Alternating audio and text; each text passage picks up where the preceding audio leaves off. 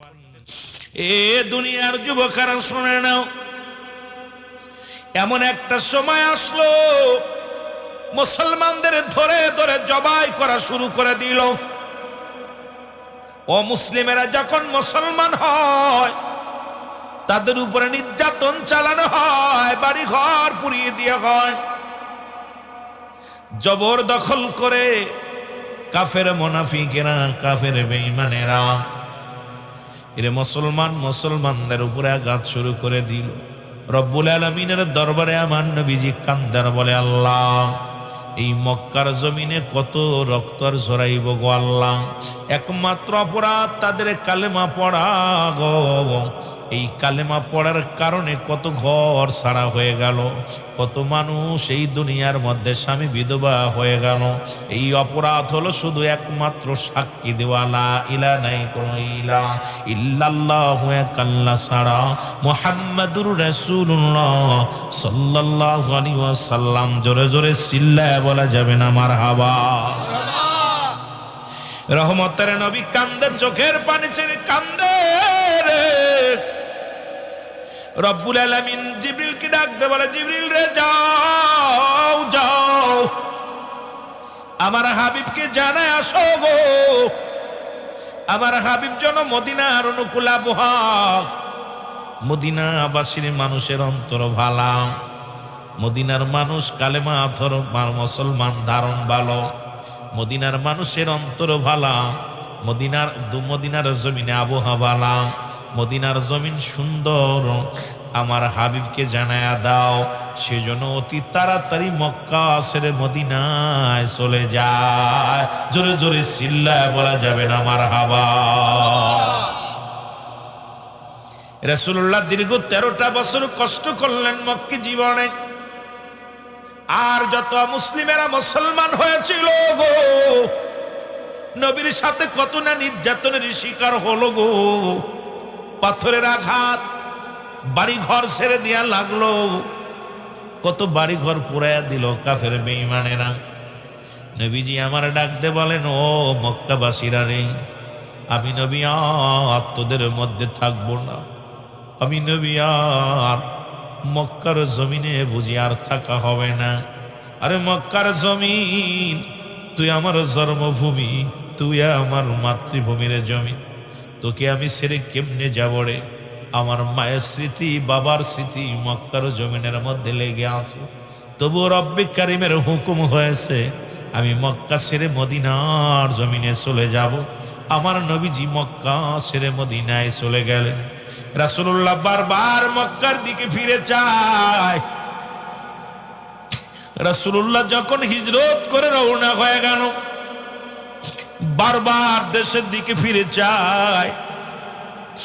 হযরত আবু বকর বলে, ইয়া রাসূলুল্লাহ, ইয়া হাবিবাল্লাহ, আপনি বারবার কেন ফিরে চান নবী গো? বলো, আমার সাহাবীরা রে, আমি নবী জন্মভূমি ছেড়ে মক্কা ছেড়ে মদিনার দিকে চাই। আমার দেশের জন্য, আমার দেশের জন্য, আমার ভূমির জন্য বড় মায়া লাগে। নবীজি ডাক দেখো, মক্কার জমিনেরা শুনে রাখো, আবার আমি আসবো ফিরে, যদি ইসলামের বাতাস, যদি আকাশ বাতাসের মধ্যে জমিনের মধ্যে প্রচার করতে পারি, আমি অতি ফস করেই তোমাদের মাঝে ফিরে আসব। জোরে জোরে চিল্লায় বলা যাবে না মারহাবা।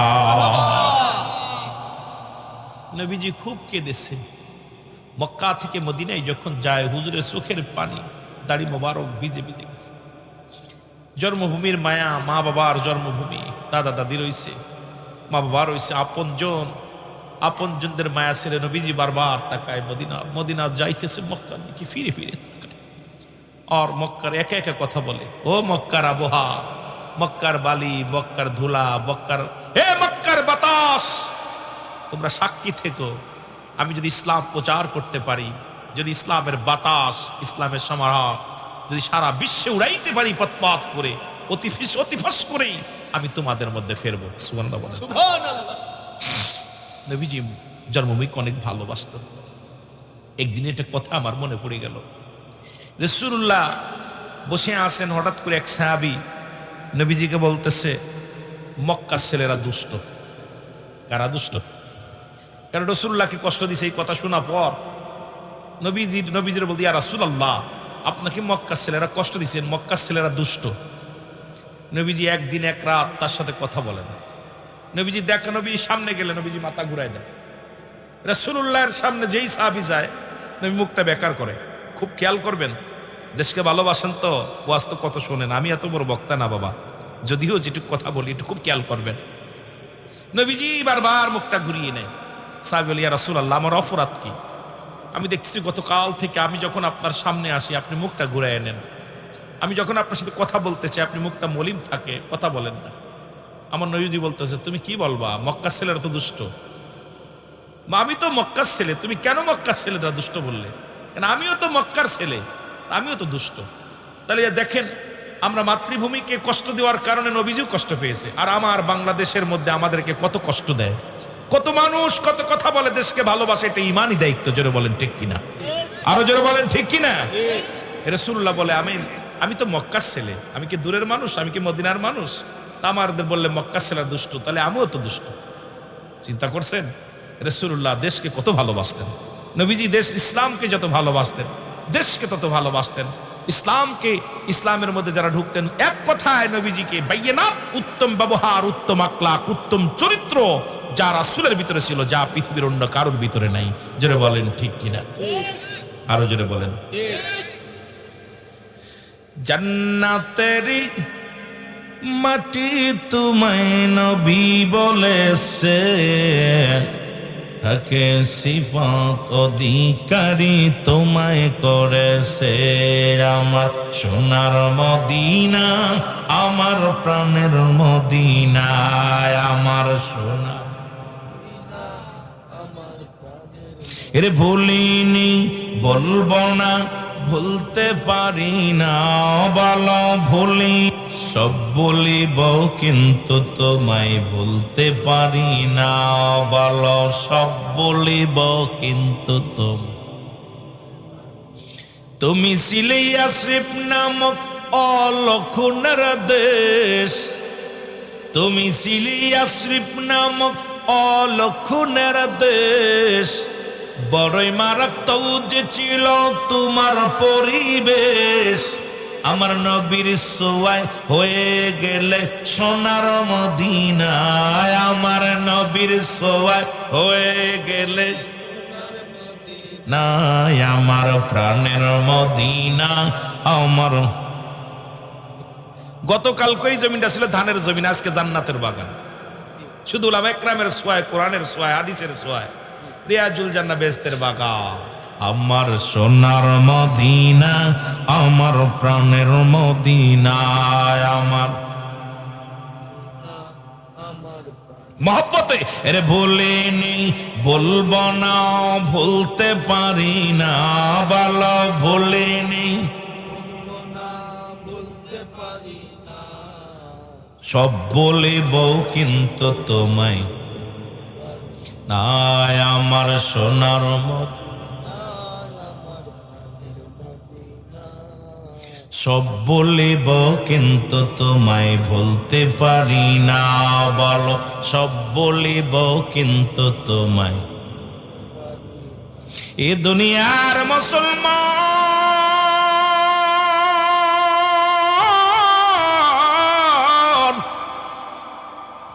রহমতের নবী মদিনায় যাইয়া রে মনটা বড় মলিন, নবীজির চোখের পানি পড়ে রে। ছোট্ট ছোট্ট দুইটা বালক, একজনের বয়স 8 আর একজনের বয়স 10। কয় বছর? 8 আর 10 বছর। দুইজন আসিয়া, দুইটা বালক আসিয়া বলে, আল্লাহর নবী আসসালামু আলাইকুম নবী গো, আপনার বাড়ি কই গো, আপনার বাড়ি কই? এই যে ছোট বাচ্চাগুলো বসে ঠিক এরকম, খুব খেয়াল। ডাক দে বলে, হুজুর আপনার বাড়ি কোথায়? বলে, আমার বাড়ি মক্কায়। নবী গো, আপনার আব্বা নাই? কয় না, আমার আব্বা নাই। আপনার মা নাই? কয় আমার মা নাই। কি হয়েছে? নবী কয় চির বিদায় করে আমার এতিম বানাই চলে গেছে। বালক দুটি কান্দার বলে নবী গো আমরাও আপনার মতো আমাদেরও বাবা নাই রে, আমাদের বাবা দুনিয়া থেকে বিদায় হয়ে গেছে। রাসূলুল্লাহ ডাক দিয়ে কয় বালকেরা রে তোমার আম্মা আসেনি? কয় হ আম্মা আসেনি। কারণ নবীজির কালেমা প্রচার করতে যাইয়া নবীজির মহব্বতে পড়ার কারণে কাফের বেঈমানের আমার বাবারে চির বিদায় করে দিছে। আপনি সেই নবী বুঝি? আমার নবীজি বালক দুটির মুখের দিকে তাকাইয়া নবী আমার ফেল ফেলায় তাকায়া চোখের পানিগুলো ছেড়ে দিছে। বালক দুটি ডাকতে বলে নবী গো আপনি কেন মক্কা থেকে মদিনায় আসলেন? নবী গো আপনার কি মক্কা জমিনে আপনার বাড়ি নাই, ঘর নাই, জায়গা নাই, জমি নাই? নবী কয় বালকেরা আমার সব আছে রে মক্কার জমিনে, আমি নবী আসছি মদিনায় ইসলাম প্রচারের জন্য। জোরে বলেন মারহাবা। নবী কয় আপনি কেন আসলেন? মক্কা কি কোনো মানুষ নাই? ছোট মানুষ তো, রাসূলুল্লাহর সঙ্গে খুব খেয়াল করবেন আলোচনাটা। ছোট্ট বালক দুটি বলে ইয়া রাসূলুল্লাহ ইয়া হাবিবাল্লাহ আপনার মক্কার জমিনে কি কোনো মানুষ নাই? তাদের কাছে কি প্রচার করতে পারেন না? আমার নবী চোখের পানি ছেড়ে বলে বালকেরা রে ওই মক্কার মানুষেরা আমারে কষ্ট দিছে রে, আমার উপরে নির্যাতন করেছে, আমারে কষ্ট দিছে রে। মক্কার মানুষেরা বড় কষ্ট দিছে, তারা ইসলাম বোঝে নাই, ইসলামের ভাব বোঝে নাই, ইসলামের মায়া বোঝে নাই, অনেক কষ্ট আমি নবীরে দিয়েছে। আমার নবী ডাক দিয়া বলে বালকেরা রে আমি নবী বড় কষ্ট পেয়েছি মক্কার জমিনে। বালক দুটো বলে নবী গো আপনাকে কে কষ্ট দিছে একটু বলেন গো, সব চাইতে কষ্ট দিছে কে একটু বলেন? আমার নবী চোখের পানিগুলো ফেলে বলে বালকেরা রে সব চাইতে বেশি কষ্ট পাইছি, বাধা পাইছি আমার প্রতিবেশী, আমার আপনজন, নাম হলো তার আবু জেহেল। আমাকে অনেক কষ্ট দিছে, অনেক লাঞ্ছনা দিছে রে, অনেক দুঃখ দিছে আবু জেহেল।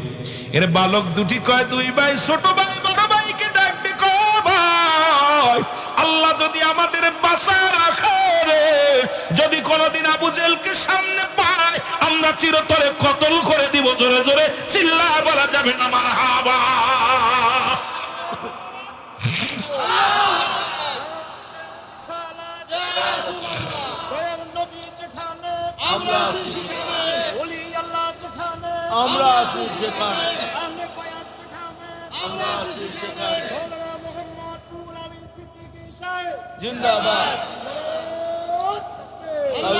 আমার বাজানেরা বালকের মনে কত আঘাত, আমার নবীরে কষ্ট দিছে, আমরা ওরে পাইলে মেরে ফেললো। দেখছেন নি বালক কত বছর? 8 বছর আর 10 বছর। কয় বছর?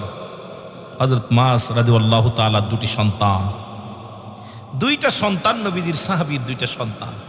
এই দুইটা বালক প্রতিজ্ঞা করতেছে, বড় ভাই ছোট ভাইরে কইতেছে ভাই যদি আমরা কোনোদিন মক্কায় যেতে পারি আর যদি কোনোদিন আবু জেহেলের সামনে পায় সাইজ করে ফেলবো। আমার নবীর কষ্ট, এই মানুষটারে কষ্ট দিছে রে। আমার নবী বালক দুটির বুকের মধ্যে নিয়ে সুমা লাগাইয়া রে আদর করে ডাক দে বলে আয় আয় আয় আমার বুকের মধ্যে আয়। ভালোবাসা দিয়া নবীজি আদর করে বলে বালকেরা যাও যাও, তোমার ঘরে তো বাবা নাই, মার আদর করো, মার খেদমত করো, তোমার মার খেদমত করো। বালক দুটি বলে ইয়া রাসূলুল্লাহ ইয়া হাবিবাল্লাহ আপনাকে যত দেখি ততই প্রাণ ভরে যায়। এই মানুষটারে কেমনে গায়ে হাত দেয় রে, এই মানুষটারে কেমনে আঘাত করে ইয়া রাসূলুল্লাহ ইয়া হাবিবাল্লাহ।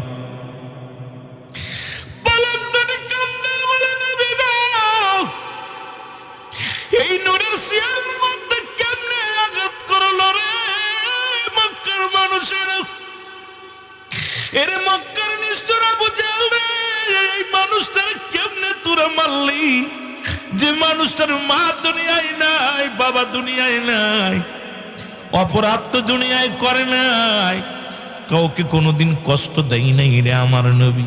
এই মানুষটা এত ভালোবাসে, এই মানুষটার মন এত বালা, এই মানুষটার মাল্লি তোরা, তোদের কি দয়া হয় নাই, তোদের কি মায়া হয় নাই, তোদের অন্তর কেন কাঁদে নাই?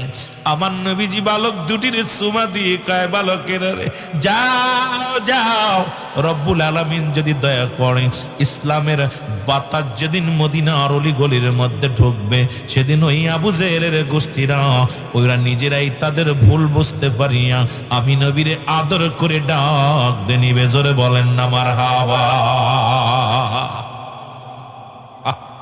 এর মক্কাবাসীর কাফেরেরই জ্বালা যন্ত্রণায়, বলো মক্কাবাসীর কাফেরেরই জ্বালা যন্ত্রণায়, হিজরত করিতে নবী মদিনাতে যায়, বলো হিজরত করিতে নবী।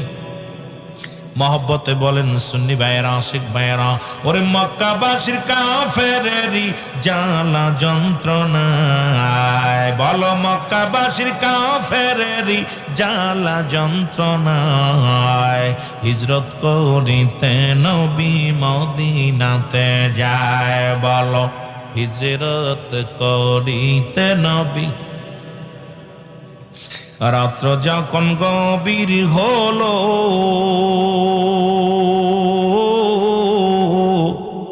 আমার দয়াল নবী কি করিল, হযরত আলীকে শুয়াইয়া দিলেন নিজেরই বিছনায়, হযরত আলীকে শুয়াইয়া দিলেন নিজেরই বিছনায়, হিজরত করিতে নবী মদিনাতে যায়, বলো হিজরত করিতে নবী। মক্কাবাসীর কাফেরেরই, জোরে বলা যাবে না, মক্কাবাসীর কাফেরেরই জ্বালা যন্ত্রণায়, বলো মক্কাবাসীর কাফেরেরই জ্বালা যন্ত্রণায়, হিজরত করিতে নবী মদিনাতে যায়, বলো হিজরত করিতে। রাত্র যখন নিশির হলো,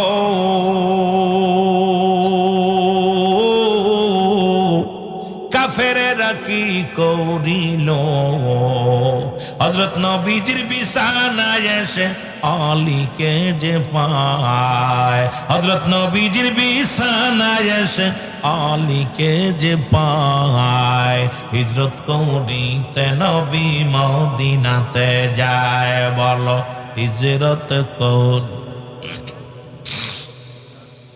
এ দুনিয়ার মুসলমান,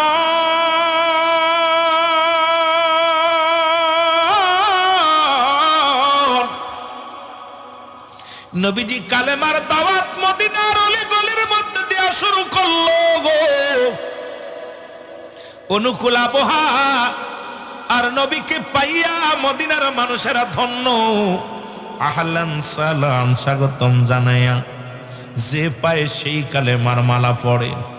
আমার নবীজিকে যে দেখে রে সেই পাগল হইয়া কালেমার মালা পড়ে।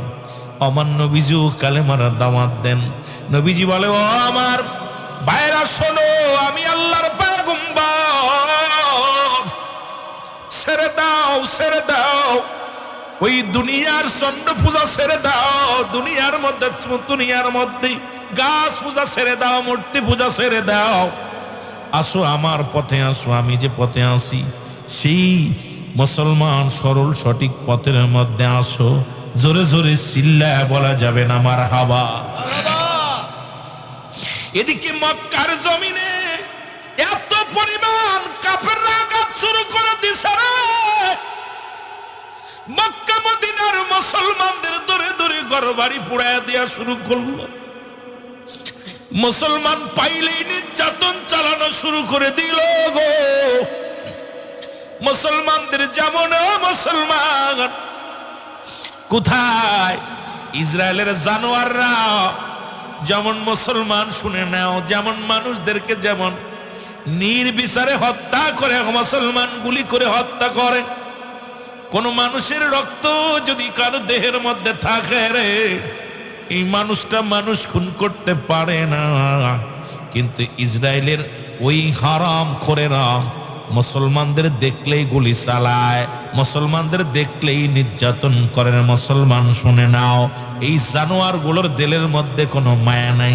তদ্রুপ মক্কা মদিনার কিছু মানুষ ছিল আবু জেহেলের দলের লোক, তারা নবীর উম্মত, নবীর অনুসারী যাদেরকে দেখতো তাদেরকেই নির্যাতন করা শুরু করলো, মারা শুরু করলো।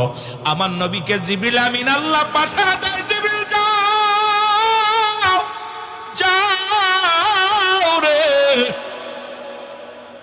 জিবরিল আমিন নবীর কাছে আসিয়া বলে, ইয়া রাসূলুল্লাহ, ইয়া হাবিবাল্লাহ, আর বসে থাকার সময় না, ঘাত প্রতিঘাত করতে হবে। কেউ আঘাত করলে প্রতিঘাত করতে হবে। নবীগণ, আপনি যুদ্ধের নাম দিয়ে যুদ্ধ ঘোষণা করে দেন আবু জেহেলের বিরুদ্ধে নবীগণ।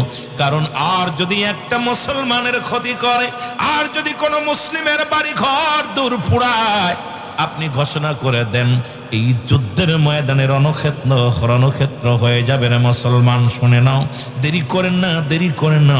নবীজি বলে, জিবরিল রে, আমার যে যুদ্ধ করব বাতিলের বিরুদ্ধে, আমার জনগণ তো না আয় সামান্য মুসলমান মাত্র। আমার নবীজিকে জিবরিল আমিন বলে, আল্লাহর নবী গো, রব্বুল আলামিন আপনাকে হুকুম দিছে নবী গো, আপনি আর দেরি করেন না, যুদ্ধের জন্য প্রস্তুতি নেন। সুবহানাল্লাহ, রাসূলুল্লাহ যুদ্ধের প্রস্তুতি নিল। মুসলমান সীমিত, কাফেররা হাজার হাজার। নবী যুদ্ধে করবে। নবীজি বলতে, জিবরিল, আমার কাছে অস্ত্র আছে মাত্র 2টা। কয়টা? 2টা অস্ত্র আছে 8টা, আর ঘোড়া আছে মাত্র 2টা। কয়টা? 2টা ঘোড়া আর অস্ত্র হলো 8টা। এটা নিয়ে বাতিলের বিরুদ্ধে যুদ্ধ করব। তারপরে মাহে রমজান মাস, রমাদান। মারহাবা বলেন আর একটু জোরে।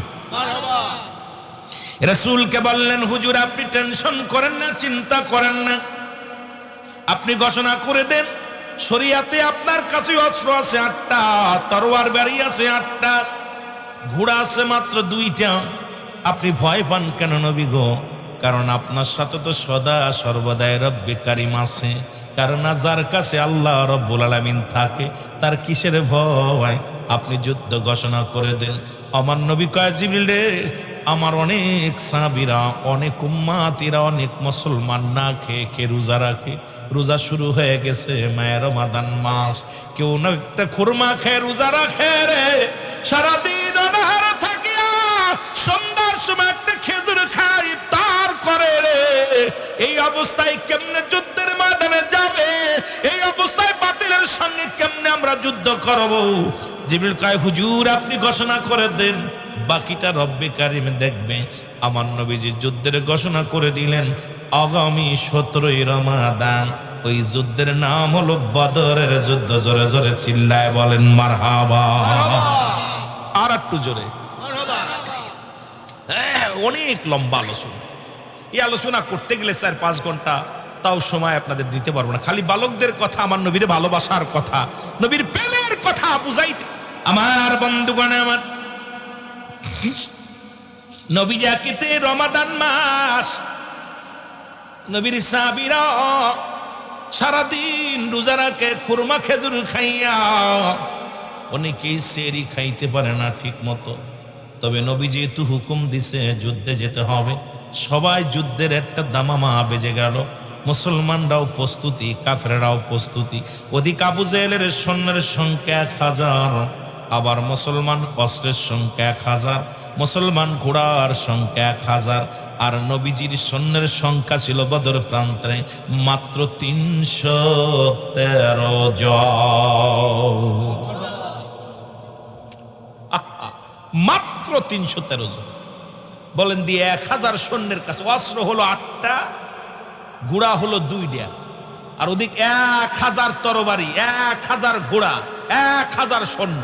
বলেন দি সম্ভব? এই কি কোনোদিন সম্ভব? আপনারা নিচে যারা আছেন, আমরা উপরে যারা আছি, আপনারা যদি ধরেন আমাকে শেষ না, একটা করে বক্সিং মারলি শেষ। সম্ভব? রাসূলুল্লাহ ঘোষণা করে দিলেন, সাহাবীরা গো, যার যে হালাত আছে সেই হালাতে যুদ্ধের জন্য প্রস্তুতি হও। ওই বালক দুটো শুনতে পাইল রে, নবীজি যুদ্ধের ডাক দিছে রে। 8 বছরের পোলা, 10 বছরের পোলা, একটা দড়ি বাড়ি যাইয়া ডাকে রে, জনম দুঃখিনী মা কান্দে রে।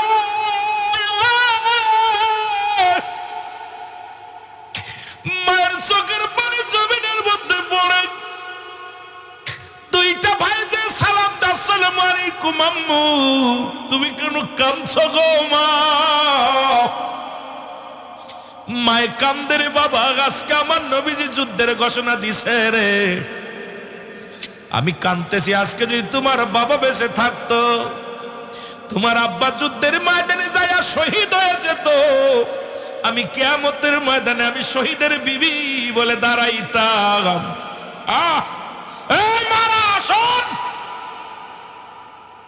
আমি শহীদের বিবি হয়ে দাঁড়াইতাম। রব্বি কারিমের দরবারে আমি শহীদের বিবি হয়ে দাঁড়াইতে পারবো না, কারণ তোমার আব্বা দুনিয়ার মধ্যে বেঁচে নাই। কাফেরদের সঙ্গে যুদ্ধ, কাফেরদের সঙ্গে মোকাবেলা হবে রে। আজকে বড় কষ্ট হয়। নবীজি মহিলাদেরকে যুদ্ধে নিবে না, যদি মহিলাদেরকে নিত আমি যুদ্ধের ময়দানে যাইতাম, যাই আমার জীবনটা কুরবানি করে দিতাম। কিন্তু রাসূলুল্লাহ ঘোষণা করেছে কোনো মেয়ে ছেলে যাবে না, পুরুষ যার শুধু পুরুষ যাবে। আজকে এই যুদ্ধের ময়দানে তোমার বাবা বেঁচে নাই, আমি এই কাঁদতেছি এই জন্যে। তোমরাও ছোট ছোট মানুষ, তোমরা যদি বড় হতে, তোমরাও যদি রাসূলুল্লাহর ওই যুদ্ধের ময়দানে যাইয়া, বদরের যুদ্ধে যাইয়া যদি শহীদ হয়ে যেতে, আমি কিয়ামতের ময়দানে রব্বে কারিমের দরবারে দাঁড়াইয়া বলতাম, আল্লাহ আমি শহীদের মা। কারণ তোমার বয়স মাত্র 10, তোমার বয়স মাত্র 8, তোমাকে নবীজি নিবে না, যুদ্ধের ময়দানে নিবে না। তোমরা বালক হওয়ার কারণে তোমরা বাদ পড়ে যাবে। আমি অসহায় নারী রে, আমার নবীজির যুদ্ধে আমি অংশগ্রহণ করতে পারলাম না। আমি আমার নবীর ডাকে আমার আহলে বায়াতদেরকে অংশগ্রহণ করাতে পারলাম না। হাউমাউ করে কাঁদতেছে। আজকে মাহফিল, মা দরকার ছিল সাজিয়ে কাপড় চোপড় গায়ে দিয়ে ছেলেরে পাঠাই দেয়া, যা বাবা মাহফিলে যা, বাবা যান মাহফিলে যে বয়। বাবার দরকার ছিল হাতটা ধরে মাহফিলে আনা, আনেন নাই। কপাল পোড়া তো আপনাদের, কপাল পোড়া। আনবেন কেমনে করে? যদি গান হতো গানে নিয়ে আসতেন, বাজনা গান বাজনা বাজার আড্ডায় নিয়ে আসতেন। দরকার ছিল আজকে রাসূলুল্লাহ সৈনিক বানাইয়া, আল্লাহর গোলাম বানাইয়া এই ময়দানে বসানোর দরকার ছিল। নিজের কলিজার টুকরা দুইটা চাদরের ভিতর নিয়ে বৈশা বৈশা ওয়াজ শোনান। কিন্তু কপাল ভালো না তো আমাদের, ছেলে মেয়েদেরকে তো ভালো শিক্ষা দেব না। আমরা শিক্ষা দিতাম যদি কথার কথা এখানে কোনো গান জারি, গুণযাত্রা ইত্যাদি ইত্যাদি হতো, দেখতেন ওই ছোট ছোট গুলো সব চাদরের ভিতর নিয়েছিল। আর ও তো আব্বা আমার নিয়ে যাও, বউকে তো নিয়ে যাও, ওরে কানবেনে বিরক্ত করবে, নিয়ে যাও। এই হলো আমাদের অবস্থা। কেমনে যে আমি ইসলামটাকে দাওয়াত দিব আর ইসলাম শিখাবো, আমাদের ভিতরটা কেন যেন নোংরা হয়ে গেছে। ভয় ভীতি, ইসলামের আলো ভিতরে ঢুকতেছে না। নোংরা পথে আমরা পা চালাইতে চালাইতে আমরা নিজেরাই নোংরা হয়ে গেছি। জোরে বলেন ঠিক কিনা? একটু মহব্বতের সঙ্গে দুরূদ শরীফ পড়েন। আল্লাহুম্মা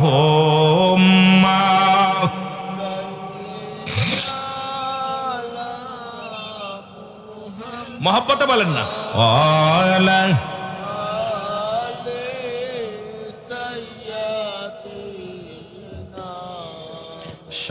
শাফায়াতের তরি নবী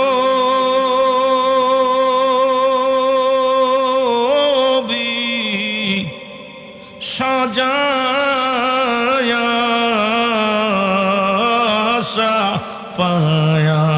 শাফায়াতের তরি নবী সাজাইয়া ফুলসিরাতের ঘাটে রাখছেন বন্দিয়া আল্লাহ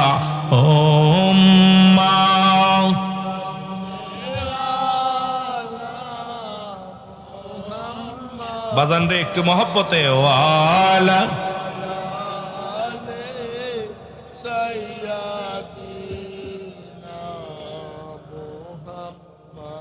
এ দুনিয়ার মুসলমান,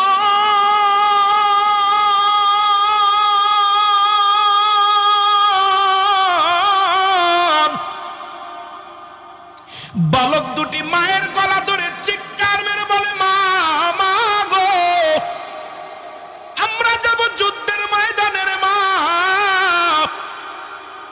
সুবহানাল্লাহ বলেন, আমরা যাব যুদ্ধের ময়দানে। মা বলে, বালক রে, তোরা ছোট মানুষ, নবীজি তোদের এলাও করবে না, যুদ্ধের ময়দানে বালকদের নিবে না, তোমরা ছোট্ট হওয়ার কারণে তোমরা যেতে পারবা না, আমি নারী হওয়ার কারণে যেতে পারবো না। আজ যদি তোমার বাবা বেঁচে থাকতো, যুদ্ধের ময়দানে যেত, শহীদ হইয়া ফিরে আসতো লাশখানা, আমি আল্লাহর দরবারে বলতাম আমি শহীদের মা, আরে আমি শহীদের বিবি, তোমরাও বলতে পারতে আমি শহীদের সন্তান। আজকে তোমার বাবা নাই বেঁচে, তোমরা ছোট মানুষ, বাবা তোমরা আমার কাছে কি বলবা? ছোট ছেলে ডাক দে কয়, মা, আরে আমরা তো ছোট, আমার আল্লাহ তো ছোট নয়, আমার আল্লাহ তো বড়। জোরে জোরে চিল্লায় বলা যাবে না মারহাবা। ছোট ছেলে ডাক দেখ, মা, ও মা, বলতেছে আমরা ছোট, কিন্তু আমার আল্লাহ কি ছোট? আল্লাহ তো অনেক বড়। মা গো, আমরা যুদ্ধের মধ্যে, যাও, আমাকে বাধা দিও না। ছোট ছেলেও কান্দে, বড় ছেলেও কান্দে, দুটি ভাই চোখের পানি ফেলে কান্দে আর বলে, মা, মা গো, বিদায় দাও, হাসরের ময়দানে তুমি বলবা আমি শহীদের মা। ও মা, একবার বিদায় দাও, আমি যাব রহমতের নবী। যুদ্ধে ডাক দিছে, আর নবীর নাকি আবু জেহেলে গালি দিছে রে। ওই আবু জেহেলকে আমরা দুই ভাই মিলে হত্যা করবো গো মা, একবার বিদায় দাও, বিদায় দাও। কারণ আমার নবীর চোখের পানি জমিনের মধ্যে আমি পড়তে দেখেছি, আমার নবীজি চোখের পানি গুলো ফেলাইয়া এই জমিনের মধ্যে বুকটা বাসাইছে রে। আমরা দুই ভাই মিলে দেখেছি রে, এমন নবীরে যারা মারছে, এমন নবীরে যারা আঘাত করেছে, এমন নবীরে যারা আঘাত করেছে রে মা, তার বিরুদ্ধে যুদ্ধ করে যদি জীবন দিয়া দিতে পারি রে, আমাদের জীবন ধন্য হয়ে যাবে মা। বিদায় দাও, বিদায় দাও, যাবো যুদ্ধের ময়দানে, আর দেরি করো না মা। দুই ভাইয়ের ভালোবাসা, নবীর প্রতি ভালোবাসা দেখিয়া জনম দুঃখিনী মা দুই ভাইকে দুইটা চুমা দিয়ে, মুখের মধ্যে চুমা দিয়ে কয়ে, বাবারে, আমি তোর ইসলামের জন্য তোদের দুই ভাইকে কোরবানি করে দিলাম, যা যা, আমি তোর যুদ্ধের ময়দানে যাওয়ার অনুমতি দিয়ে দিলাম। 8 বছর 10 বছর, দুইটা পোলা। নবীজি বলছে, আগামীকাল ফজরের নামাজ বাদে কাফেলা সারা হবে, বদরের যুদ্ধ শুরু হবে। ওদিকে আবু জেহেলের কাফেলা খুব মেলা আগায় চলে আসছে। খবর আসছে, ইয়া রাসূলুল্লাহ, সর্বনাশ, 1000 ঘোড়া, 1000 সৈন্য, 1000 তরবারি নিয়ে হুজুর আগাইতেছে, বিপুল সৈন্য নিয়ে আগত হচ্ছে। হুজুর মদিনা দখল করে নিবে, আপনাকে হত্যা করবে, ইসলামটাকে তছনছ করে দিবে। নবীজি বললেন, তোমরা ফজরের সালাত আদায় করো, সালাত আদায় করে তোমরা সবাই প্রস্তুতি নাও, কাফেলায় প্রস্তুতি হও। রাসূলুল্লাহ যেই হুকুম দিছে, কানা, খুড়া, ল্যাংড়া, লুলা যা ছিল সব, মানে আপনার ফ্যামিলিতে যারা ছিল সব পুরুষ মানুষ লাইন দাঁড়ায় গেছে। সুবহানাল্লাহ বলেন। রাসূলুল্লাহ সালাত শেষ করে এসে দেখে মানুষ কাতারে কাতারে দাঁড়ায় গেছে, ছোট বড়, মোটামুটি কানাডা খুড়াডা। নবীজি চিন্তা করে, হারে, এই বালকগুলো যুদ্ধের ময়দানে নেওয়া যাবে না, কানাডারে নেওয়া যাবে না, খুড়াডারে নেওয়া যাবে না। যেগুলো পুরুষ, সিংহ পুরুষ, যুদ্ধের ময়দান তো তরবারি চালাইতে হবে, যুদ্ধের ময়দান তো অস্ত্রের খেলা হবে, মারামারি হবে। হায় মুসলমান, এখানে তো এই সমস্ত বালকটাও নেওয়া যাবে না, খুড়াডাও নেওয়া যাবে না, কানাডাও নেওয়া যাবে না। রাসূলুল্লাহ বললেন, তোমরা যে এতগুলো দাঁড়াইলা, তোমরা কি জানো কোথায় যাবে? ইয়া রাসূলুল্লাহ, যুদ্ধে যাব। সব ছেলেরা কয়, যুদ্ধে যাব। নবীজি বললেন, তোমরা যারা বালক সাইডে যাও, বালকগুলো এলাও হবে না। দুই ভাই গলাগুলি ধরে কয়, বাইরে কাম সারছে, মা তো বিদায় দিছে, হুজুর তো বাদ দিয়ে দেয়, কি করা যায়? এখন দুই ভাই যুক্তি করে, যেতেই হবে যুদ্ধে, কিন্তু নবী তো নেবে না। মা তো বিদায় দিছে, কিন্তু নবী তো নেবে না। ছোট ভাই কয়, ভাই একটা কাজ করি, আমরা এক জায়গায় দাঁড়ালে চলবে না, তুমি ওই ফাঁকায় যে ওই যে বড় একটা পাথর পড়ে আসুক, ওর মধ্যে দাঁড়াবা, উঁচু হয়ে যাবা, তুমি ওই জায়গায় দাঁড়াও, আমি পিছে দাঁড়াই, আগে দেখি তোমারে নেয় নাকি, তারপরে আমিও দাঁড়াইবো। দুই ভাই লাইনে দাঁড়াইছে, বড় লাইন দাঁড়াইছে। রাসূলুল্লাহ মাপ দিতে দিতে সাহাবীদেরকে মাপ দিছে, সাহাবীদের নেবে রাসূলুল্লাহ সবাইকে, সব সৈন্যগুলো যাচাই বাছাই করে নিচ্ছে রাসূলুল্লাহ। নিতে নিতে যায় দেখো বালকটা 10 বছরের পোলা। বাবা তুমি এখানে কেন, তুমি বাড়ি যাও। কয় হুজুর আমি যুদ্ধে যাবো। কয় যুদ্ধে যাবো মানে তুমি তো ছোট। কয় হুজুর দেখেন, মাপতে দেখেন। সুবহানাল্লাহ বলেন না, হুজুর মাপতে দেখেন। নবী কয় তুমি ছোট মানুষ, তুমি বালক মানুষ, তুমি যাবা। হুজুর আপনি মাপতে দেখেন। নবীজি হাত দিয়ে দেখে মাপ তো ঠিক আছে, নিচের দিকে তাকায় দেখে বিশাল উঁচু পাথরের উপর দাঁড়ায় রয়েছে। সুবহানাল্লাহ বলেন না, আসতে কইতেন না, জোরে কইবেন, নাহলে বাড়ি যেয়ে কইবেন কালকে, কারণ আমার আর হয়তো আধা ঘন্টা ওয়াজ করবো, এরপরে বাড়ি তো আপনার বাড়ি যেয়ে কথা কইতে পারবেন। বাবারা গভীর মনোযোগ যে আলোচনা শুরু করছি, এটা শেষ করতে গেলে সময় অনেক লম্বা আলোচনা, আর খালি প্রেমের ওয়াজ, ভালোবাসার ওয়াজ। আমার বাজানরা বলতেছে, কয় হুজুর, নবীজি কয় তুমি কিসের পর দাঁড়াইছো? কয় হুজুর মাফে হওয়ার জন্য দাঁড়াইছে। সুবহানাল্লাহ বলেন, হুজুর মাফে হওয়ার জন্য দাঁড়াইছে, যেহেতু মাফে নিবেন, মাফে হওয়ার জন্য। কয় বাবা তুমি ছোট মানুষ, তুমি বাড়ি যাও, তোমার মার খেদমত করো। কয় হুজুর মার কাছ থেকে অনুমতি নিয়ে আইছি। সুবহানাল্লাহ বলেন না, মার থেকে অনুমতি নিয়ে আইছি। হুজুর নেন আমার যুদ্ধে। হুজুর দেখো ভালোবাসা দে, যা সিলেট তুই নিয়ে দিচ্ছে। নবীজি সাইরা দিছে, যা তোরে দিলাম। মাপতে মাপতে যায় দেখে পিসিটা 8 বছরের ডা। কয় বাবা তুমি কেন? কয় হুজুর যুদ্ধে যাবো। কয় যুদ্ধে যাবা? তুমি ছোট মানুষ, মার খেদমত করে। কয় হুজুর মার কাছে ছুটি নিয়ে আইছি, মা তো বিদায় দিছে। কয় বাবা তুমি ছোট মানুষ, তুমি যুদ্ধে যাবা, তুমি বাড়ি যাও। কয় হুজুর আমার নিতে। কয় বাবা তুমি তো মাফে হবা না। কয় হুজুর ও যে আমার বড় ভাই, ওই যে ওটা নেছেন, ওইটা আমার বড় ভাই, মাত্র 2 বছরের বড়। সুবহানাল্লাহ বলেন না, কয় বছরের বড়? নবীজিরে দেখাইতেছে, হুজুর ওই যে ওইটা আমার ভাই, বড় ভাই, ওইটা 2 বছরের বড়। ওইটা নিছেন না, আমি তো মাত্র 2 বছরের ছোট, আমার নিবেন না কেন? কয় বাবা ও তো একটু উঁচু, লম্বা ছড়া দেখতে একটু, আর দাঁড়াইছে এক জায়গায়, আবেগ বেশি নিছি ওরে, কারণ তুমি বাড়ি যাও। কয় হুজুর না, আমার একটা সুযোগ দেন। কয় কি সুযোগ? কয় হুজুর যুদ্ধে যাইতে তো গায়ে বল লাগে না, মানুষ মারতে। কয় হ। তার নবী গো, আমার বড় ভাইয়ের লগে আমি একটু কুস্তি ধরবো, যদি কুস্তি ধরে যদি বড় ভাইরে পরাজয় করি, তাহলে কি আমার নিবেন? সুবহানাল্লাহ কইতেন নিরে, আর আস্তে কইতেন না, জোরে কইতেন। দেখেন নবীর প্রেম অন্তরে কেমন। কয় নবী গো, ওর লগে কুস্তি ধরবো, ধরা পরে যদি আমার বড় ভাই ঠকে যায় আমার কাছে, আমার নিবেন?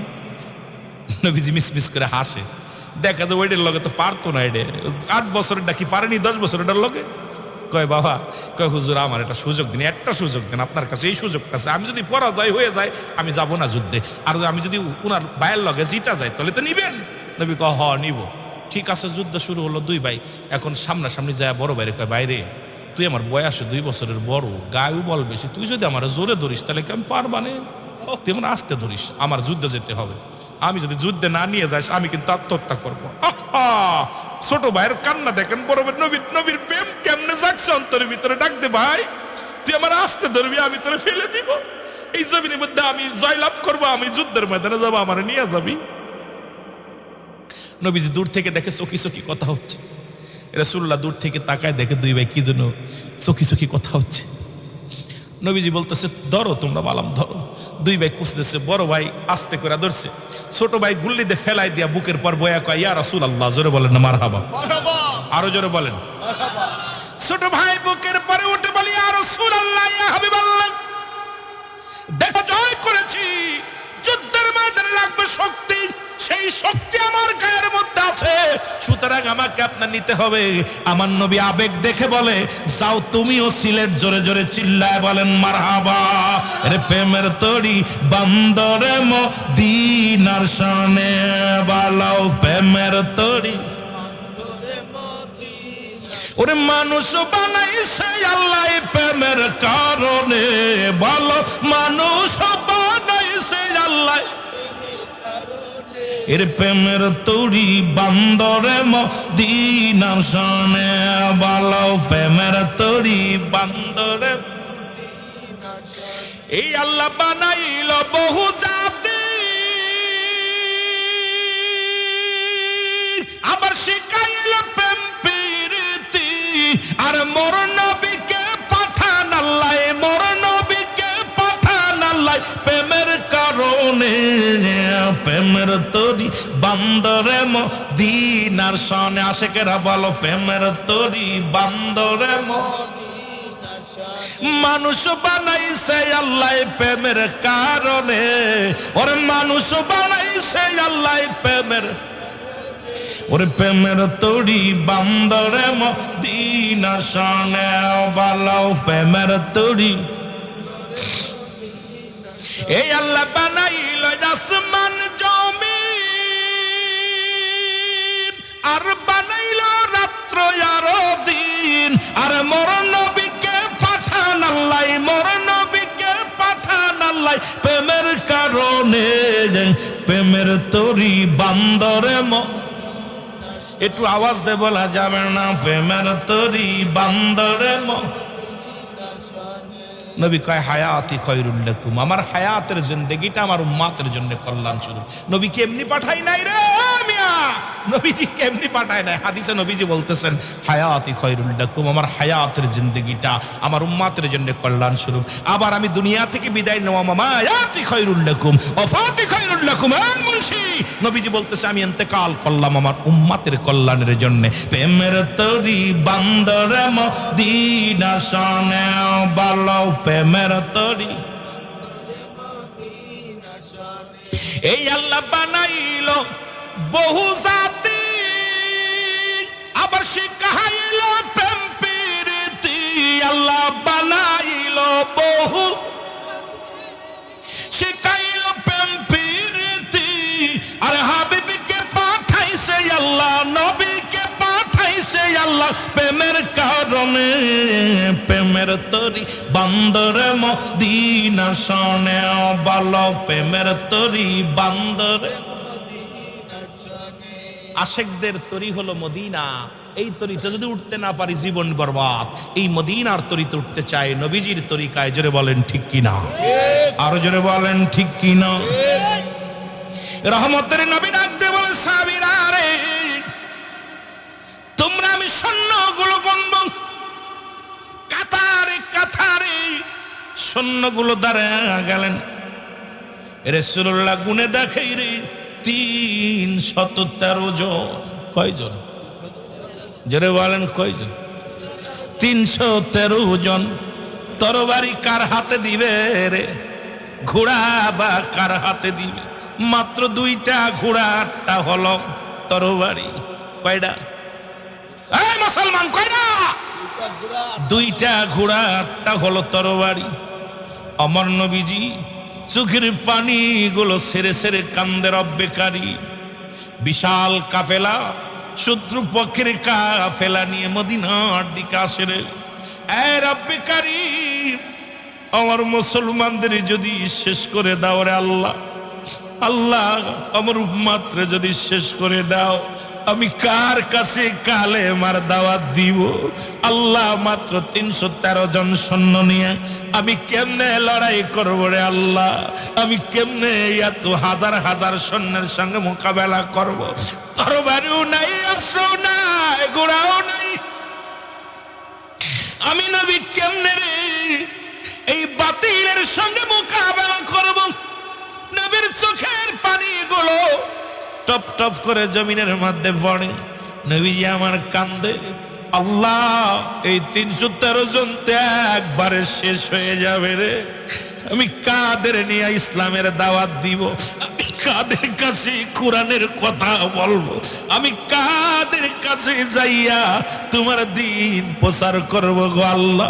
আমার নবীজির কান্না দিকে আল্লাহ বলে, জিবরিল তাড়াতাড়ি যা, আর দেরি করিস না, আমার হাবিবের চোখের পানি আমি সইতে পারি না। জিবরিল আমিন এসে সালাম দেয়, আসসালামু আলাইকুম ইয়া রাসূলুল্লাহ, আসসালামু আলাইকুম ইয়া হাবিবাল্লাহ। নবীজি বলে, আলাইকুম আসসালাম জিবরিল, এখন তো যুদ্ধের ময়দানে যাব, যুদ্ধ শুরু হয়ে যাবে, তুমি কিসের জন্য আসছো? এখন কহি নিয়ে আসছো? বলে না হুজুর, ওহি নিয়ে আসি নাই, আপনার কাছে আসছি। আমার রব্বুল আলামিন আপনাকে যুদ্ধে ঝাঁপিয়ে পড়তে বলেছে। জিবরিল আমিন কয়, ও আমার নবীজি কয়, জিবরিল রে কেমনে ঝাঁপিয়ে পড়বরে যুদ্ধের ময়দানে। দেখছেন আবু জাহেলের কাফেলা পুরো ময়দান পুরো কভার করে ফেলেছে, আমার 313 জন সাহাবী নিয়া আমি কেমনে ঝাঁপিয়ে পড়বো? অস্ত্র নাই, সাহাবীর সংখ্যাও কম, ঘোড়ার সংখ্যা কম, এর মধ্যে 2 জন বালকও আছে মুসলমান। শুনে নাও আমি কেমনে যাব রে? আমার নবীজি ডাকতে বলা পর জিবরিল আমিন কয়, নবী গো, রব্বুল আলামিন 8000 সৈন্য আমার সাথে পাঠায়া দিয়েছে। ইয়া রাসূলুল্লাহ, ইয়া হাবিবাল্লাহ, নবী গো। বলে কি? কয় নবী গো, 3000 সৈন্য আর 3000 তরবারি, 3000 অস্ত্র নিয়ে আমি চলে আইছি, এইগুলোর কমান্ডার আমি, আর 5000 আল্লাহ প্রস্তুতি করে রাখছে, খালি আপনি ডাক দিবেন চলে আইবো, আপনি ভয় করেন কেন? এই দেখেন না, নবীজি তাকায় দেখেন 3000 ফেরেশতা জমিনের মধ্যে আয়া গেছে। নবীজিরে কয় ফেরেশতা, কয় হুজুর, জিবরিল কয় হুজুর আপনি কি দেখছেন কাফেলাটা? ওদের তো 1000 কাফেলা আর 3000 কাফেলা, এখানে আমরা ফেরেশতারা সবার হাতে তরবারি। সুবহানাল্লাহ বলেন না? আর একটু জোরে কইতেন নি? নবীজি বলতেন আমার, জিবরিল কয় হুজুর আরো 5000 আল্লাহ রাব্বুল আলামিন প্রস্তুতি করে রাখছে, খালি অর্ডার দিবেন চলে আইবো। এই 3 তারিখে হইব না আরো লাগবো? সুবহানাল্লাহ কইতেন নি রে? সুবহানাল্লাহ কইতেন নি? নবীজি একটা মিষ্টি হাসি দিয়া রব্বুল আলামিনের কাছে প্রার্থনা করে, রব্বুল আলামিন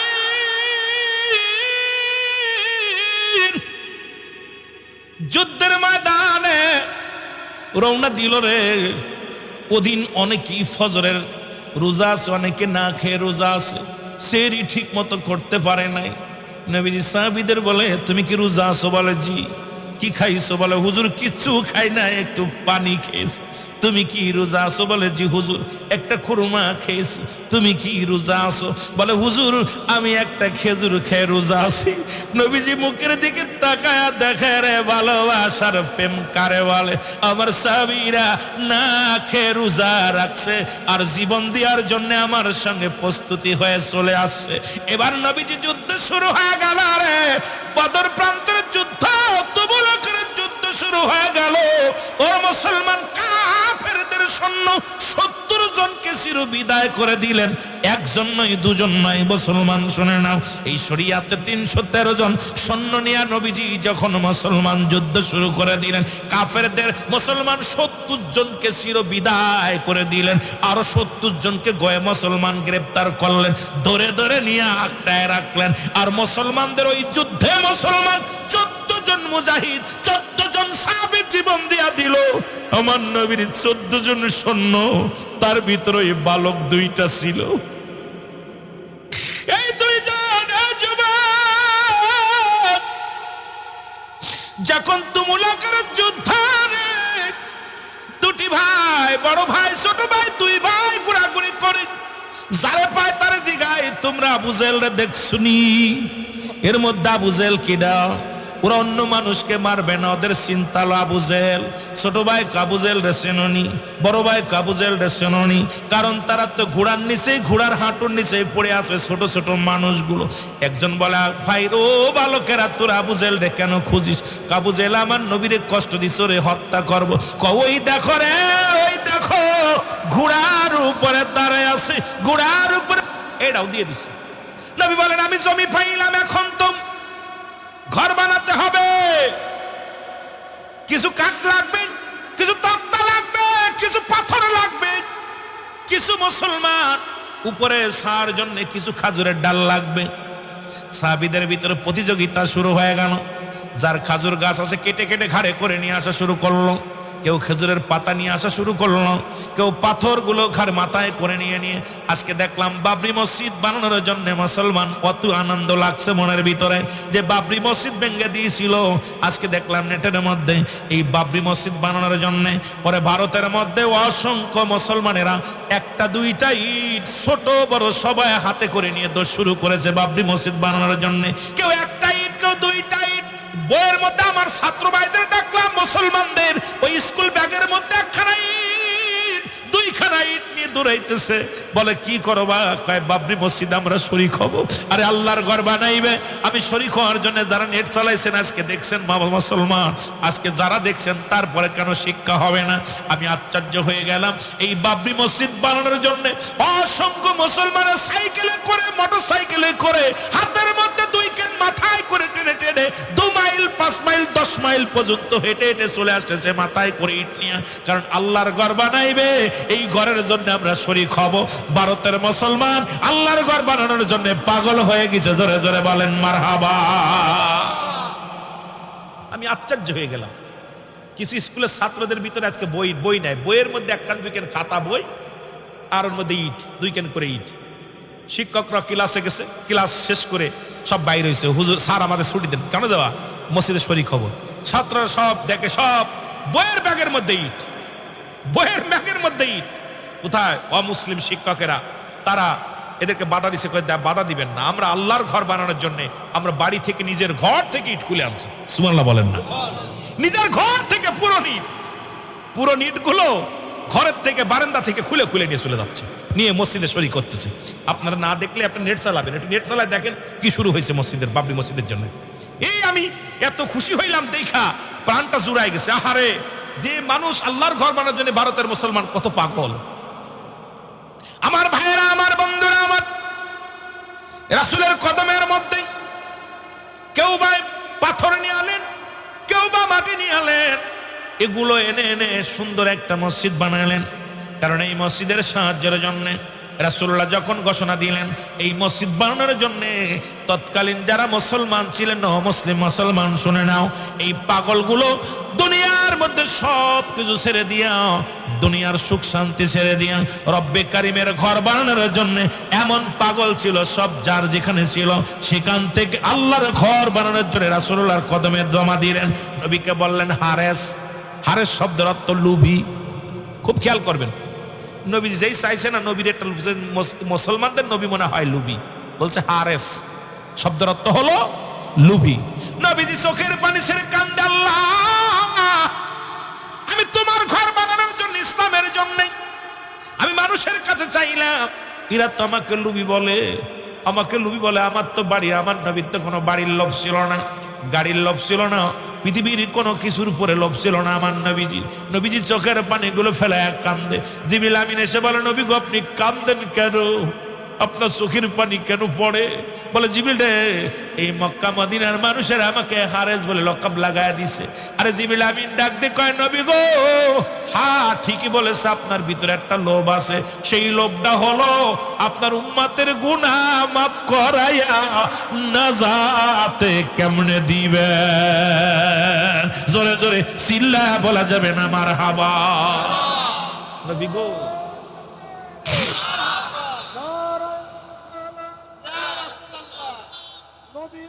যেখানে আমরা আছি সেখানে, ওলি আল্লাহ যেখানে আমরা আছি সেখানে, আহলে বায়াত যেখানে আমরা আছি সেখানে, ইসলামের আলো ঘরে ঘরে জ্বলো, কুরআনের আলো ঘরে ঘরে জ্বলো, নারায়ে তাকবীর। আমার ভাইরা, রাসূলুল্লাহর ভিতরে লোভ ছিল, সেই লোভটা হলো আপনাকে আমাকে বাঁচানোর জন্য। এই দুনিয়ার কোনো লোভ ছিল না, বিলাসিতা ছিল না। পেটে পাথর বাঁধছে, মাটি কাটছে, মাটি টানছে, বকরি চড়াইছে, রাসূল শুধু আপনার আমার কারণে, আমার আপনার ভালোবেসে ও মাতের বেদনায়। সুতরাং সেই নবীকেও নবী বলতে কেউ বাদ দেয় নাই, তা নবীকেও চিন্তা করছে। আমি এখন যেই চা শুরু করব আল্লাহর জন্য, সবাই চিন্তা রুহুল আমিন মনে হয় নিয়ে ব্যাগে করে নিয়ে চলে যাবে। সুতরাং আপনাদেরকে সময় কম, কাজ বেশি। আপনাদের কাছে অনুরোধ করব, কে আছেন দরদি বান্ধব, 10,000 টাকা, 10 বাক্স সিমেন্ট, ব্যাগ গাড়ি বালু বা সিমেন্ট, যদি কোনো দরদি বান্ধা রড সিমেন্ট কি কি লাগবে জানি না, মসজিদে কি কি লাগবে? মসজিদে হয়নি, কি কি লাগবে? আমি তো ওদেরকে ডাকছিলাম সেই জন্য। এই মাহফিল কমিটির লোক কই? যিনি আমার বলে গেল কি কি লাগবে, যিনি বলে গেল তারা খাতা কলম নিয়ে বইবো, তারা আমার বললো উঠাইতে, আর 9টায় বাজলে উঠাইবেন, কালেকশন করবেন। ওরা যে ঘুমায় গেছে, তাহলে আমি কারে নিয়ে উঠাইব? আমার বাবারা, কেউ কি 10,000 টাকা, 20,000 টাকা, 50,000 টাকা কোনো দরদি বান্দা আছেন দেওয়ার মতো, যে এই মসজিদের জন্য কোনো দরদি, নগদ বা বাকি, নগদ বা বাকি কেউ আছেন? আল্লাহ দুইজন ব্যক্তি 200 টাকা দান করেছে, আল্লাহ কবুল করো, মঞ্জুর করো, সব সময় সমাধান করো, অভাবে দরজা বন্ধ করো, রিজিকের দরজা খুলে দাও, সব সময় সমাধান করে না, তা আমলনামা দিয়ে একটা জান্নাত দান করো, জোরে বলেন আমিন। ভাই মসজিদের জন্য কোনো ব্যক্তি 10,000 টাকা দেওয়ার মতো, দয়া করে একটু আপনাদের কাছে আমার অনুরোধ থাকবে, মসজিদের জন্য কেউ খালি হাতে ফিরাবেন না। কোনো দরদি আসেন 10,000 টাকা দেওয়ার মতো? 10,000 টাকা ব্যাগ গাড়ি কি লাগবে ভাই? তা আপনারা দূরে থাকলে আমার 9টা পার হয়ে যায়, আপনারা আসেন না, তাহলে আমি কারে নিয়ে কথা বলবো? কি লাগবে আপনাদের? সিমেন্ট। যদি কোনো ব্যক্তি পেঁয়াজ রসুন চাল ধান যা দিবেন দেবেন মসজিদের জন্য, এক কথায় মসজিদের জন্য। দরদি বান্দা কোনো ব্যক্তি 5,000 টাকা 10,000 টাকা এটা লেখায় দিবেন, নগদ বা বাকি। আল্লাহ আমার আরেক ভাই 200 টাকা, ভাই অনেক টাকা লাগবে মসজিদের জন্য, অনেক টাকা লাগবে, আল্লাহর ঘর হয়ে যাবে, এমন একটা দিন আসবে দান করার জায়গা পাবেন না। রব্বুল আলামিন আরেক ভাই 200 টাকা দান করলো, কবুল করে নাও, মঞ্জুর করে নাও, কঠিন ব্যাধি মাফ করো, বালা মুসিবত দূর করে না, তা আমলনামা দিয়ে একটা জান্নাত দান করো, জোরে বলেন আমিন। আর বলেন আপনারা বলেন, আমি কি দেখব না? কি এগুলো দিছে? নুরুল ইসলাম সভাপতি, উনি কি দিব? আছে উনি? নুরুল ইসলাম ভাই দারোগ নাকি দারোগ আলী সাধারণ সম্পাদক, হান্নান আলী, কি দিবেন ভাই? আপনি নাম ধরে ডাকেন, আপনি বলেন, এগুলো তো পরে ধরবেন, এগুলো নাম বলেন। আপনার দয়া করে আপনারা মাস থেকে 2-4 বস্তা সিমেন্ট বা 1 মণ ধান 2 মণ ধান, আপনার যা হয় পেঁয়াজ দিবেন, যা হয় দিবেন, যে মসজিদের জন্য দেন না ভাই, একটু হাতটা উঠায়, যে সময় কাজ শুরু হবে দেওয়া শুরু করবেন, একটু বলেন। আপনারা বলেন কারে কারে ডাকবো, কারে কি ডাকতে হবে বলেন। মতিয়ার হোসেন ভাই আসেন? কই মতিয়ার ভাই, আপনি আসেন, একটু বলেন। উপদেষ্টা, মসজিদের উপদেষ্টা, আপনি বলেন। আলম ফকির ভাই, আপনি কি দিবেন মসজিদের জন্য? দয়া করে আসেন ভাই, একটু তো আমি মুসাফির মানুষ, আপনাদের দোয়া করে যে ভোটবেন না, দয়া করে আপনার বাজে কাজ উঠবেন, একটু বলেন। আপনারা 2-4 বস্তা করে সিমেন্ট দিতে পারেন, 1 বস্তা আপনার এক ধান দিতে পারেন, 500 টাকা 5,000 টাকার নামটা লেখায়, নগদ বা বাকি লেখায়।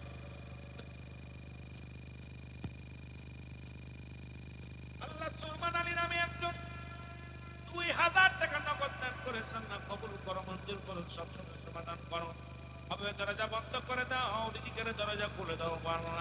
আল্লাহ কত টাকা কত বিফলে যায়, তোমার ঘরের জন্য আমার সুলমান ভাই 2,000 টাকা দান করলো, দানকে কবুল করে নাও, মালের বৃদ্ধি করে দাও, হবে দরজা বন্ধ করে দাও, রিজিকের দরজা খুলে দাও, না তা আমলনামা দিয়ে একটা জান্নাত দান করো, জোরে বলেন আমিন। আব্দুল মিয়া 2 বস্তা সিমেন্ট, জোরে বলেন মারহাবা। আল্লাহ এলাকার মানুষদেরকে এই দান করা আল্লাহ বাবলু বাইরে কবুল করে নাও, কঠিন ব্যাধি মাফ করে দাও, আব্বা মার গুনাহগুলো মাফ করে দাও, না তা আমলনামা দিয়ে একটা জান্নাত দান করো, জোরে বলেন আমিন। সাদেল মিয়া 1 বস্তা সিমেন্ট, আল্লাহ কবুল করো, মঞ্জুর করো, সব সময় সমাধান করো, অভাবে দরজা বন্ধ করো, রিজিকের দরজা খুলে দাও, না তা আমলনামা দিয়ে একটা জান্নাত দান করো, জোরে বলেন আমিন। বাইরে 1 বস্তা ধান, আমি 1 মণ ধান দিব, আপনি 1 বস্তা মাটি পারেন, 5 কানি দিয়ে যান, শরীক হন। সালাম জানাই সারা বাংলাদেশের সকল হক্কানি ওলি আল্লাহদের কদম মোবারকে, আপন আপন পীরের পুত পবিত্র কদম মোবারকে সালাম জানা। আজকের মাহফিলের সম্মানিত সভাপতি সাহেব, আজকের মাহফিলের সম্মানিত সভাপতি, আজকের মাহফিলের সম্মানিত ইকরাম, আমন্ত্রিত অতিথি মহোদয়, আজকের মাহফিলের সম্মানিত প্রধান অতিথি যিনি আছেন হযরত মাওলানা মুহাম্মদ শাহ সুফি মিয়া আল কামা সিদ্দিকী পীর কেবলা সাহেব, জনপুরি, ভারত। আজকের মাহফিলের বিশেষ বক্তা হিসেবে যিনি আলোচনা করতেছেন, যদিও সময় পায় নাই, আল্লাহ বাসায় রেখলে আমার পরপর উনি মাইক ধরবেন। জনাব হযরত মাওলানা আব্দুল মান্নান সাহেব, ইমাম অত্র মসজিদের, সম্মানিত উলামা ইকরাম, মাহফিল পরিচালনায় আছেন যিনি, এবং অন্যান্য উলামা ইকরাম, মসজিদের ইমাম সাহেব, মুসল্লিগণ, সামনের অভিষ্ট আশিকান, জাকির, আমদান মুসলমান ভাই বন্ধুগণ, সকলকে জানাই সালাম, আসসালামু আলাইকুম ওয়া রাহমাতুল্লাহি ওয়া বারাকাতুহু। আমি একটা জিনিস খুব কষ্ট লাগছে, সেটা হলো পরে দেখছি সভাপতিত্ব করবেন নুরুল ইসলাম সাহেব। নামটা এত বড় দিছে, চোখে বাঁধা, খুব কষ্ট হয়ে যাচ্ছে। দয়া করে সভাপতিদেরকে সম্মান করবেন, সভাপতির নামটা একটু বড় হক করে দিবেন। পোস্টারের মধ্যে যে অনুষ্ঠানের সম্মানিত সভাপতি, তার মর্যাদা অনেক বড়। একজন সম্মানিত ব্যক্তিকেই সভাপতি করা হয়, কোনো চোর পাটপার গুন্ডা, ভালো মানুষ, জ্ঞানী মানুষকেই সবসময় প্রাধান্য দেওয়া হয়। সুতরাং এই কাজটা ভুলেও করবেন না। পোস্টারের ভিতরে সভাপতির নামটা সুন্দরভাবে দিবেন। এবং এটা নিয়ে রাগ করছেন না, এবার সভাপতির নামটা সুন্দরভাবে আপনারা বড় করে দিবেন। সকলকে আবারও সালাম জানা, আসসালামু আলাইকুম ওয়া রাহমাতুল্লাহি ওয়া বারাকাতুহু। আলহামদুলিল্লাহ, যেহেতু রাত কেবল শুরু, আপনারা খাওয়া দাওয়া করবেন, তারপরে আসবেন। এখানেও খাবার ব্যবস্থা আছে, যেহেতু ইসালে সব কিছু খাবারের ব্যবস্থা আছে, তাবারকের ব্যবস্থা আছে। তো সব মিলে আপনারা পোস্টারও লিখে দিয়েছেন, আমি আলোচনা করব 7:30 থেকে। আমি কমিটিকে ধন্যবাদ জানাই, উল্লেখ করে দিছে। এরপরে যদি কোনো ব্যক্তি না আসে, যদি কোনো ব্যক্তি মিস করে, সেটা তার ব্যক্তিগত ব্যাপার, কমিটি ভুল করে নাই। যেহেতু সে আলোচনার সময়সূচি লিখে দিছে যে এই টাইম থেকে এই টাইম আলোচনা করবে। এখন যারা বাইরে আছেন সবাইকে অনুরোধ করবো জান্নাতের বাগানে আসার জন্যে। কার জীবনের শেষ মাহফিল, কার জীবনের শেষ রাত, কেউ তো বলতে পারি না। রব্বে কারিম যেহেতু এখানে আসার মতো সুযোগ দান করছে, মহব্বতের সঙ্গে আপনারা যে যেখানে আসেন সবাই জান্নাতের বাগানে আসেন। মহব্বতের সঙ্গে দুরূদ শরীফ পড়েন, আল্লাহুম্মা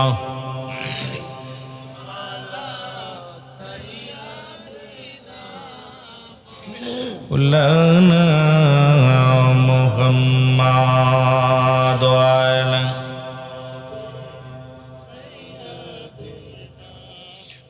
মাওলানা। এ দুনিয়ার মুসলমান, গভীর মনোযোগ। আল্লাহ রাব্বুল আলামিন রিয়াজুল জান্নাহ, বেহেশতের বাগান, এই জান্নাতের বাগানে আসার মতো, বসার মতো সুযোগ দান করল। এই সময় কত মানুষ জেলখানায়, কত মানুষ হাসপাতালে, কত মানুষ মৃত্যু শয্যায় সজ্জিত।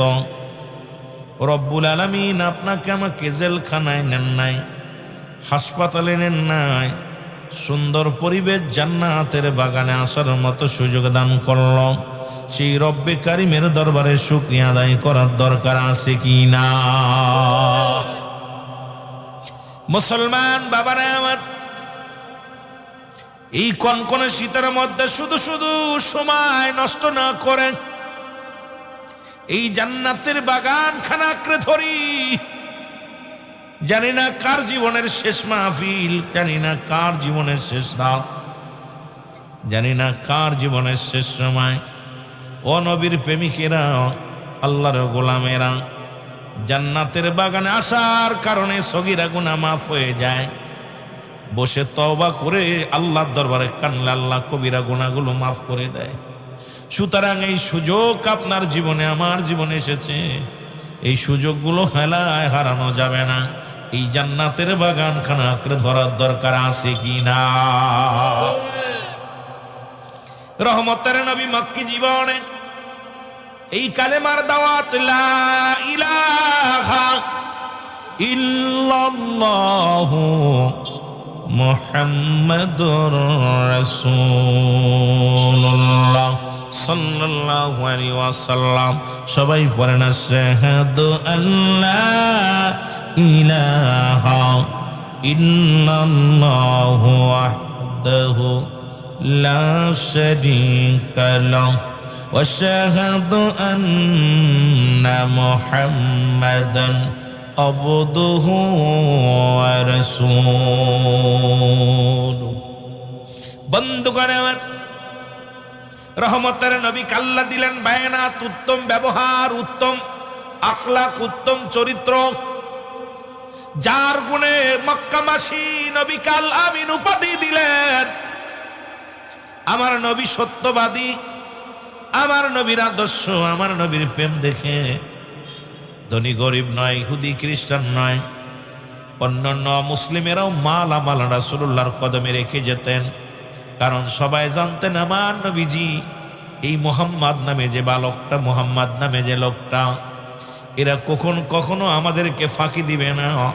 ইনি দুনিয়ার জন্য দুনিয়ার মধ্যে আগমন করেন নাই, কারণ ইনি আগমন করেছে সত্যবাদী, মিথ্যাবাদী নয়। কারণ সকলখুর নয়, আমাদের মতো সাধারণ কোনো মানুষ নয়। এই মানুষে যত বেশ কম আছে, মক্কা মদিনার সর্বশ্রেষ্ঠ মানুষ বলো রাহমাতাল লিল আলামিন, জোরে বলা যাবে না মারহাবা। নবী যখন সব দিক ভালো ছিল, নবী যখন কালেমার দাওয়াত দেওয়া শুরু করলো, মক্কার মানুষেরা বাদী হয়ে গেল। নবীজি বললেন লা ইলাহা, নাই কোন ইলাহ ইল্লাল্লাহু, এক আল্লাহ ছাড়া, ইলা নাই, এক আল্লাহ ছাড়া কোনো মাবুদ নাই। হায়াত মৌতের মালিক আল্লাহ, রিজিক দৌলাতের মালিক আমার আল্লাহ, এই আসমান জমিনের মালিক আমার আল্লাহ। তখনই বিদাবে এদেশে গেল, হে মোহাম্মদ, তোমাকে তো ভালো ভাবতাম, তোমাকে তো মহব্বত করতাম, তোমাকে মায়া করতাম, কিন্তু তুমি কোন খোদার নিয়ে আসলে, কোন দিন নিয়ে আসলে, যে খোদার জীবনে কোনোদিন দেখি নাই, যে খোদার সঙ্গে কোনোদিন আমাদের আলাপ হয় নাই, যে খোদার জীবনে আমাদের সঙ্গে কোনোদিন আলাপ করে ও দেও নাই, সেই খোদাকে কেমনে আমরা আল্লাহ বলে মানবো, খোদা বলে মানবো, তোমাকে নবী বলে মানবো? এটা কেমন হয়ে যায়? আমার নবীজি বলে, ও মক্কার মানুষেরা শোনো, আমি মক্কার জমিনে মদিনার জমিনে আগমনটা হলো, আমি নবীর সালাতের নবুয়াতের দাওয়াত নিয়ে আসি। সেই দাওয়াত হলো আল্লাহ ছাড়া কোনো মাবুদ নাই, আল্লাহ পাককে পাওয়ার জন্য একমাত্র ঠিকানা হলো আমি নবী মুহাম্মদুর রাসূলুল্লাহ সাল্লাল্লাহু আলাইহি ওয়াসাল্লাম। জোরে বলেন মারহাবা। মদিনা যাইতে পারলাম না, মদিনা, মহব্বতে বলেন মদিনা যাইতে পারলাম না, মদিনা। আমি অসহায় তাই এত দূরে রই, ভালো অসহায় তাই এত দূরে রই, দূর থেকে সালাম জানাই, বলো দূর থেকে সালাম জানাই, মদিনা যাইতে পারলাম না, মদিনা। বাবারা তাড়াতাড়ি আসেন, আলোচনার মধ্যে ডুব দেব। মহব্বতে বলেন মদিনা যাইতে পারলাম না, মদিনা, মদিনার নাম কত মধু,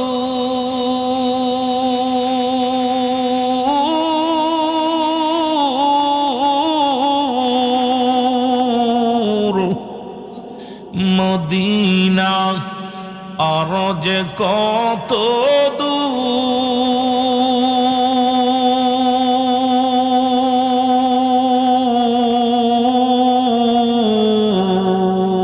ওই মদিনার পথের ধুলি, ওই মদিনার পথের ধুলি মাখতে পারলাম না, মদিনা।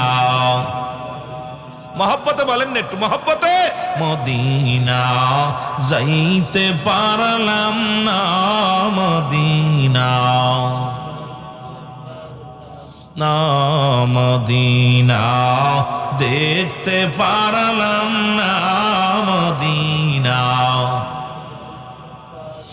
আমি অসহায় তাই এত দূরে রই, ভালো অসহায় তাই এত দূরে রই, দূর থেকে সালাম জানাই, বলো দূর থেকে সালাম জানাই, মদিনা, না মদিনা দেখ, মদিনা নাম কত সুন্দর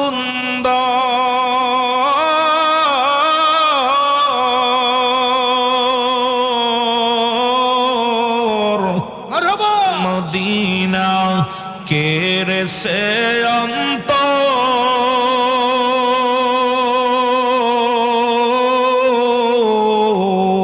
এই গরিবি দুঃখীর সালাম খানি গরিবি দুঃখীর পৌঁছাই দিও মদিনায় বলো পৌঁছাই দিও মদিনায় মদিনা না মদিনা এ দুনিয়ার মুসলমান